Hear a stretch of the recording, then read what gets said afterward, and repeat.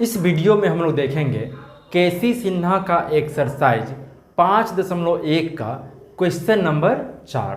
तो आइए देखते हैं। क्वेश्चन कहता है एपी के प्रथम 4 पदों को लिखें। हमें एपी के प्रथम 4 पदों को लिखना है। जब प्रथम पद ए और सार्व अंतर डी निम्नांकित है, मतलब दिया गया है, तो पहला हमारा क्वेश्चन ए बराबर 1 है और डी बराबर 1 है। तो ये जो a बराबर 1 है यह T1 के बराबर होता है। प्रथम पद यह a के बराबर होता है, अर्थात ये 1 हो जाएगा, अर्थात T1 का जो मान होगा वो 1 हो जाएगा। अब हमें दूसरा मान चाहिए, तो T2 बराबर होता है T1 प्लस डी। क्या होता है? T2 बराबर T1 प्लस डी, अर्थात T1 में हम d का मान जोड़ देंगे तो T1 का जो मान है वो 1 है और प्लस d का मान 1 है, तो 1 और 1 मिलके हो जाएगा 2, अर्थात दूसरा पद हमारा 2 हो गया।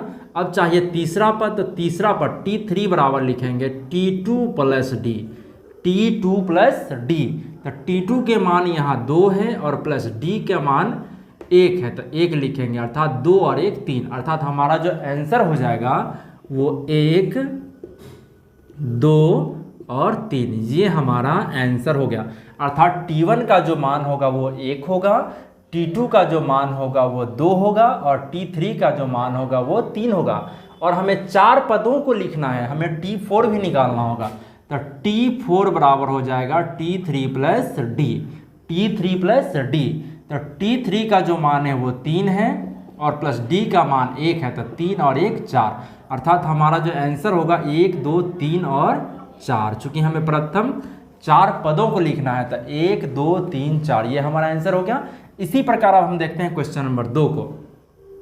तो यहाँ T1 बराबर a होता है, जो T1 का मान हो गया 3, चूंकि T1 a के बराबर होता है तो T1 का मान हो गया 3। अब हमें T2 का मान चाहिए, तो T2 बराबर होता है T1 प्लस डी। क्या होता है? T1 plus D. तो यहाँ अब T1 का मान है 3 प्लस d का मान 0, अब 3 में 0 जोड़ेंगे तो 3 रह जाएगा। अब चाहिए T3 का मान, तो T2 प्लस d, तो T2 का जो मान है वो 3 प्लस d का मान 0, तो यह भी 3 रह जाएगा। अब चाहिए T4 का मान, तो T3 प्लस d, अर्थात T3 का मान 3 प्लस d का मान 0, अर्थात 3। हमारा जो आंसर हो गया वो हो गया 3 3 3, ये हमारा आंसर हो गया।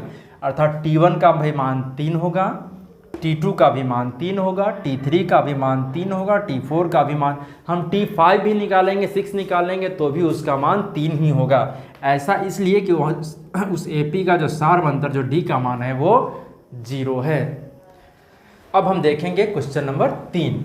यहाँ भी A का मान दिया है 10 और D का मान दिया है 10, अर्थात यहाँ T1 बराबर हो जाएगा A, जो 10 हो जाएगा, T1 का मान 10 हो जाएगा। अब T2 का मान चाहिए, तो T2 बराबर होता है T1 प्लस डी। अब T1 का मान 10 है, तो 10 जोड़ D का भी मान 10 है, तो ये हो जाएगा 10 और 10 20।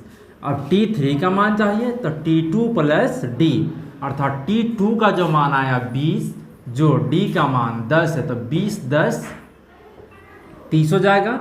अब T4 का मान चाहिए, तो T3 प्लस डी, अर्थात T3 का मान 30 जो D का मान 10, ये हो जाएगा 40, अर्थात हमारा जो आंसर हो गया वो 10 20 30 40, ये हमारा आंसर हो गया। यहाँ T1 का मान 10 हो गया, T2 20 हो गया, T3 30 हो गया, T4 40 हो गया। अब इसी प्रकार हम देखेंगे क्वेश्चन नंबर 4। क्वेश्चन नंबर 4 में A का मान दिया है -2 और D का मान दिया है 0, तो T1 बराबर A, अर्थात -2। T1 का जो मान होगा वो -2 होगा।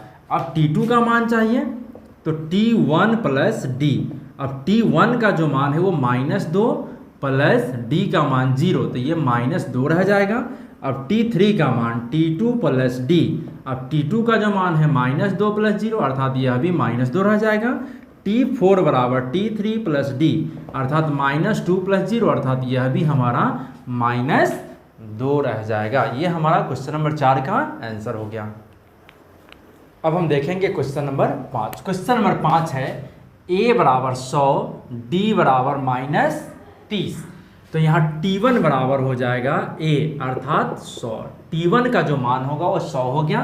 अब t2 का मान a प्लस d अर्थात 100 प्लस d का मान -30। अब ये 100 प्लस -30 अब घटाएंगे तो ये हो जाएगा 70 अर्थात t2 का जो मान होगा वो 70 हो जाएगा। अब t3 चाहिए तो t3 बराबर t2 प्लस डी, t3 बराबर t2 प्लस डी। अब t2 का जो मान है वो 70 है तो 70 प्लस d का मान -30 तो -30 बराबर 70 प्लस माइनस अर्थात 70 से 30 गया तो हो जाएगा ये 40। अब t4 यहाँ t3 प्लस d, अब t3 का जो मान है वो 40 आ गया तो 40 प्लस और d का मान -30 है तो यहाँ लिखेंगे -30 अर्थात 40 प्लस माइनस 40 से 30 गया तो 10 अर्थात हमारा जो आंसर हो जाएगा वो 100, 70, 40 और 10 ये हमारा आंसर हो गया। अब हम देखेंगे क्वेश्चन नंबर 6। क्वेश्चन नंबर 6 जो है a बराबर -1 और d बराबर 1/2 दिया है। तो t1 बराबर a अर्थात -1, t1 का जो मान होगा वो -1 होगा।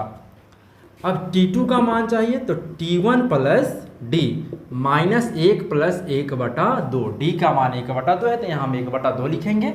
अब यहाँ बटा में 1, 2 1 कैल्शियम 2 हो जाएगा तो -2 प्लस 1 यहाँ -1/2 हम यहाँ भिन्न का जोड़ किए हैं।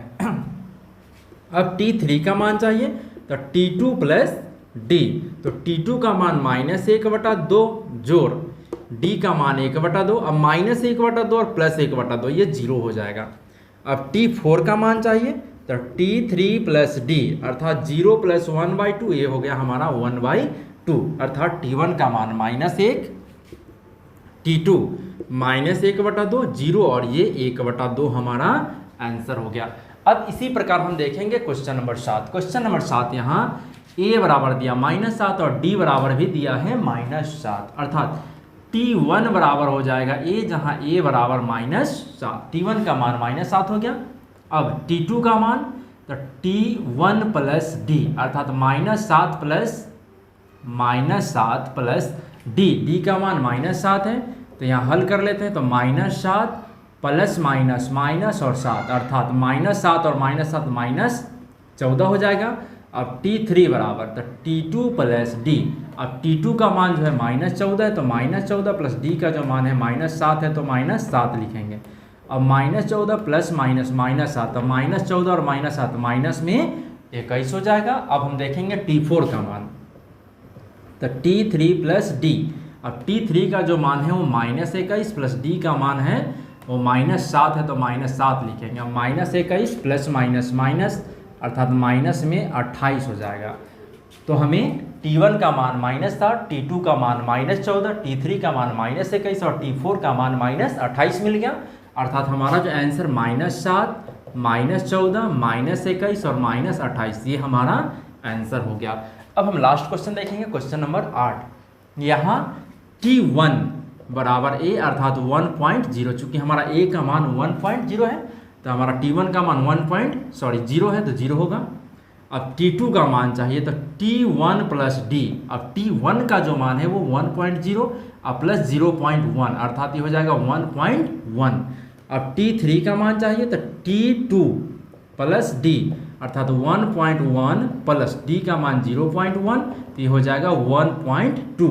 अब t4 चाहिए तो t3 प्लस d अर्थात t3 का जो मान होगा वो 1.2 प्लस d का जो मान होगा वो 0.1 अर्थात ये हो जाएगा 1.3 अर्थात यहाँ t1 का मान 1.0, t2 का मान 1.1, 1.2 और ये 1.3 ये हमारा आंसर हो गया। तो फ्रेंड्स यदि मेरा वीडियो पसंद आता है तो मेरे चैनल को लाइक करें, सब्सक्राइब करें, कमेंट करें, अपने दोस्तों से ज़रूर शेयर करें। Thank you.